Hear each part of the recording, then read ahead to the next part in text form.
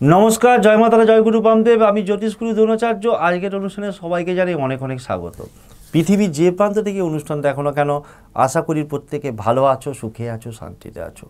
Yes দর্শক বন্ধু, তার কারণ হচ্ছে ভালো থাকা, সুখে থাকা, আনন্দে থাকার আরেক নাম হচ্ছে জ্যোতিষগুরু দ্রোণাচার্য অনুষ্ঠান। দর্শক বন্ধু, আমি আমার প্রত্যেকটা ভিডিওতে বলে থাকি বেদ, বেদান্ত, গীতা, পুরাণ, উপনিষদ, চণ্ডীর মতো বিভিন্ন বড় বড় ধর্মগ্রন্থ থেকে রিসার্চ করা, গবেষণা করা তন্ত্র, মন্ত্র, টোটকা, প্রয়োগ পদ্ধতি, কৌশল আমি তোমাদের হাতে তুলে দিই, তোমাদের বেঁচে থাকার রসদ আমি তুলে দিই।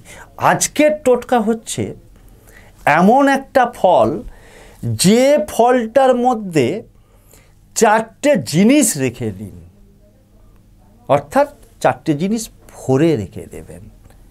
স্বয়ং মা লক্ষ্মী আপনার ঘরে বিরাজ করবে, আপনার ঘরের মাটি হয়ে উঠবে সোনা।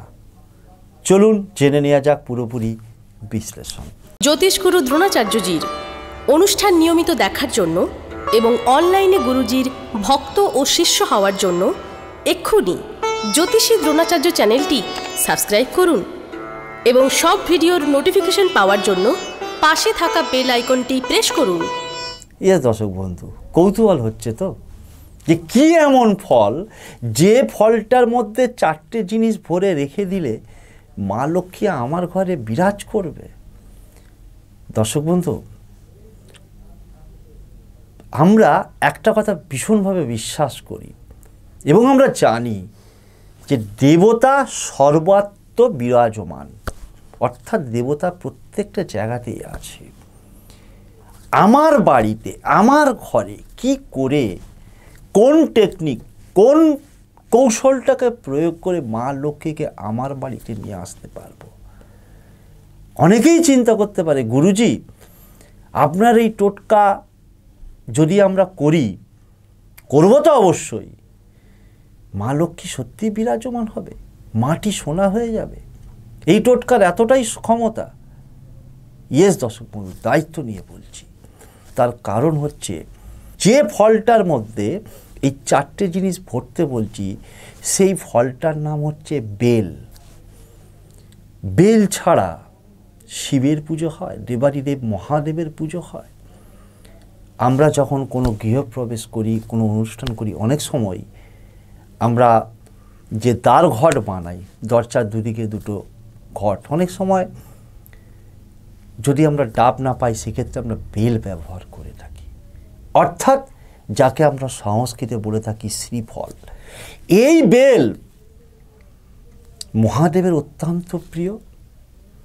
এই বেল, যে বেলের কাজ, যেখানে মা লক্ষ্মী নিজে বসবাস করে থাকেন। মা লক্ষ্মী, দেবাদিদেব মহাদেব এবং মাতা পার্বতীর আশীর্বাদ আপনার উপর, আপনার পরিবারের সদস্যর উপর বর্ষিত হবে। কি করতে হবে না, বাজার থেকে আপনাকে একটা শুকনো বেল কিনে আনতে হবে এক দামে। বৃহস্পতিবার অথবা শুক্রবার যে কোনো একদিন এই ক্রিয়াটা করতে হবে।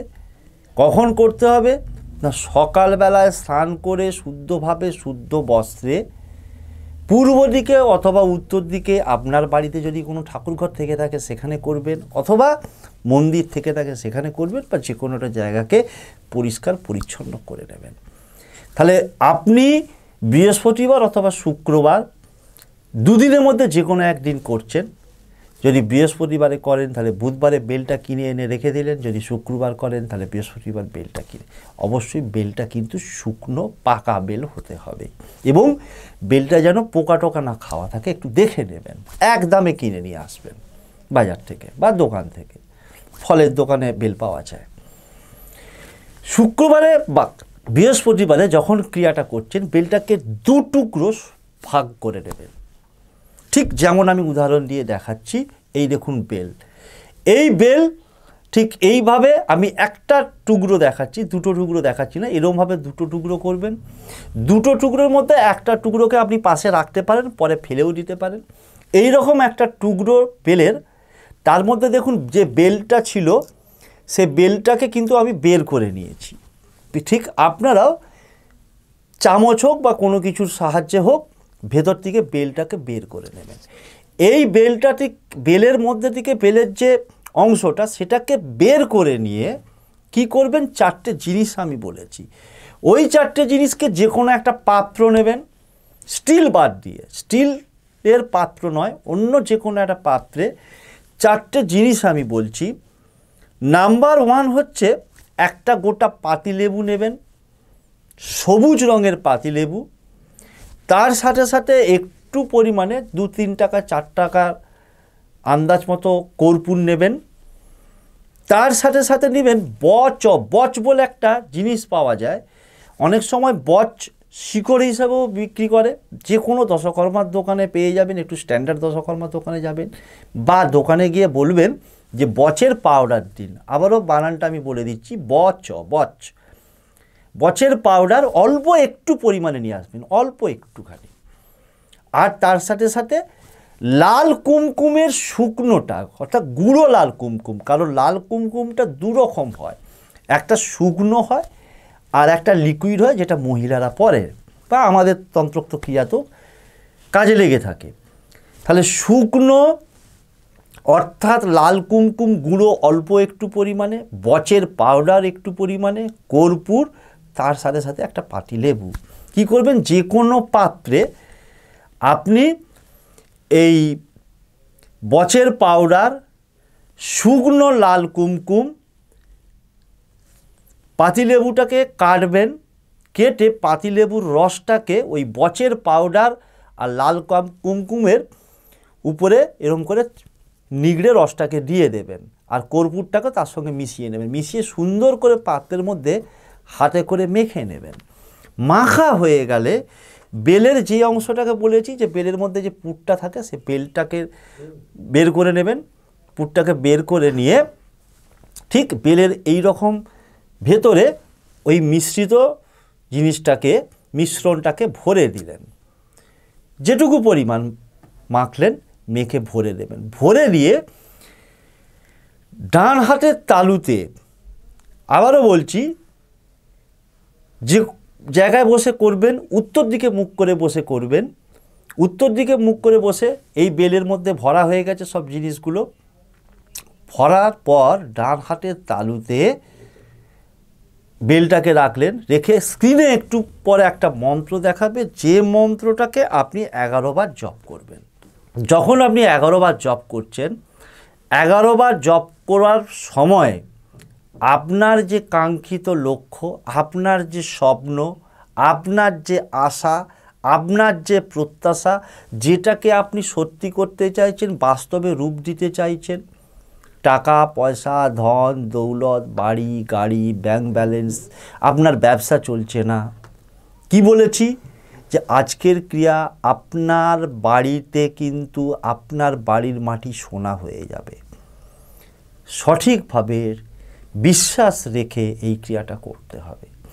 মন্ত্রটা 11 বার বলা হয়ে গেল। বলার পর এই বেলের ঠিক এই অংশটাকে, যেটার মধ্যে ওই মিশ্রণটা ভরা আছে, ঠাকুরের স্থান, আর যদি আপনার বাড়িতে ঠাকুর দেবতা স্থান না থেকে থাকে, তাহলে কোনো শুদ্ধ জায়গায়, একটু উঁচু জায়গায়, যাতে কেউ না ছয়, এই জিনিসটাকে যে ছুঁয়ে না ফেলে, টাচ না করে, সেই রকম জায়গায় টানা 9 দিন রেখে দিন। 9 দিন রাখার পর 10 দিনের মাথায় সকালবেলায় স্নান করে ওই বেলটাকে ওইখান থেকে নেবেন। নিয়ে আপনি কি করবেন, যে মিশ্রণটা মাখা আছে তার অল্প একটুখানি পরিমাণে একটা ছোট্ট কাঁচের শিশির মধ্যে ভরে নিন। ভরে মুখটাকে এঁটে ওই কাঁচের শিশিটাকে আপনি ঠাকুরের স্থানে রাখতে পারেন, আপনি আলমারিতে রাখতে পারেন, লকারে রাখতে পারেন, যেখানে টাকা পয়সা রাখেন সেখানে রাখতে পারেন, যেখানে গয়না রাখেন সেখানে রাখতে পারেন, আপনার অফিসে, আপনার দোকানে, আপনার ব্যবসা স্থলে, আপনার ভল্টে, আপনার ফ্যাক্টরিতে, যেখানে টাকা পয়সা রাখেন, বা লক্ষ্মী গণেশের ছবি রাখেন বা অন্য কোনো দেবতার ছবি রেখেছেন সেখানে রেখে দেবেন। আর বাকি যে মিশ্রণটা বেলের মধ্যে আছে ওইটাকে নিয়ে গিয়ে সেই দিনই, অর্থাৎ 10 দিনের মাথাতেই আপনি কি করবেন, কোনো প্রবাহিত জলে, নদী, পুকুর, গঙ্গা, সাগর, যেখানে পাবেন, আপনার বাড়ির কাছাকাছি হোক বা দূরে হোক, সেই দিন যে কোনো সময় আপনি ওই বেল সমেত মিশ্রণটাকে প্রবাহিত জলে ভাসিয়ে দিয়ে চলে আসবেন। আর বাকি যে বেলটা অর্ধেকটা আছে সেটাকে যেদিন আপনি ক্রিয়া করবেন সেই দিনও ফেলে দিতে পারেন, তার পরের দিনও ফেলতে পারেন, বা আপনি 9-10 দিন পরে যখন ফেলছেন তখনও ফেলে দিতে পারেন, যে কোনো জায়গায় ফেলতে পারেন।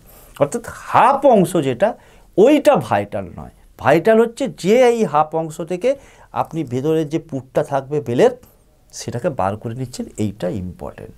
মন্ত্রটা স্ক্রিনে দেখাচ্ছে, মন্ত্রটা হচ্ছে ওং শ্রীং মহালক্ষ্মী নম, ওং শ্রীং মহালক্ষ্মী নম, ওং শ্রীং মহালক্ষ্মী নম।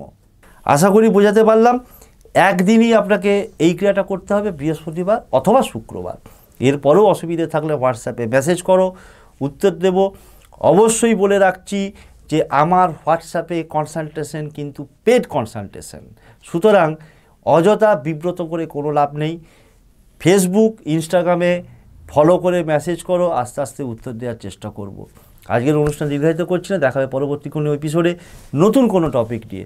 ততক্ষণের জন্য মা তারা, বাবা, গুরু, বান্ধবের কাছে একটাই করজোড়ে প্রার্থনা, পৃথিবীর যে প্রান্ত থেকে আমার প্রতিটি ভক্ত, শিষ্য, ফ্যান, ফলোয়ার, সাবস্ক্রাইবার এই অনুষ্ঠান দেখুক না কেন, তারা প্রত্যেকে ভালো থাকুক, সুখে থাকুক, শান্তিতে থাকুক, তাদের মুখের হাসিটা বজায় থাক, এবং সর্বোপরি তারা জয়ী হোক, কারণ জয়ী বানানোটাই হচ্ছে আমার একমাত্র লক্ষ্য। শেষ করছি আজকের অনুষ্ঠান। জয় তারা, জয় জয় তারা, জয় বাম, জয় তারা।